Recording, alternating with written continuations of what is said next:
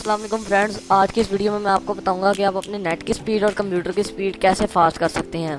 तो चलिए वीडियो को शुरू करते हैं, लेकिन वीडियो शुरू करने से पहले आप लोगों से गुजारिश है कि मेरे चैनल को सब्सक्राइब ज़रूर कीजिए और नीचे दिए गए बेल के आइकन को ज़रूर हिट कीजिए ताकि मेरी आने वाली तमाम वीडियोज़ आप तक सबसे पहले पहुँच सकें। चलिए वीडियो शुरू करते हैं। सबसे पहले आपने सर्च करना है सर्विसेज। यहाँ पर लिखेंगे हम सर्विसेज, ये आप देख सकते हैं। इस सर्विसेज पर क्लिक करने के बाद इधर आपने एक ऑप्शन ढूंढना है विंडोज़ अपडेट का। इधर आप देख सकते हैं, इधर ही कहीं मिल जाएगा हमें।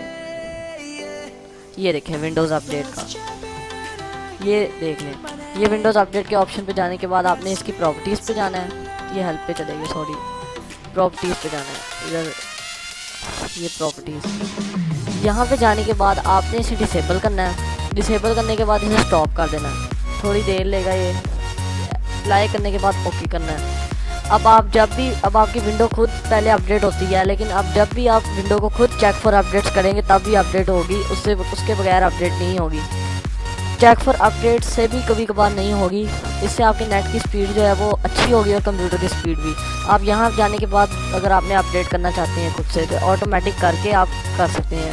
ऐसे ऑटोमेटिक करने के बाद अप्लाई करेंगे, आप स्टार्ट पर क्लिक करेंगे, ये स्टार्ट हो गया, फिर ओके करेंगे और ये विंडो अपडेट आपकी फिर होना शुरू हो जाएगी।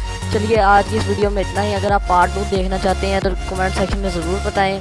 तब तक के लिए अल्लाह हाफ़िज़।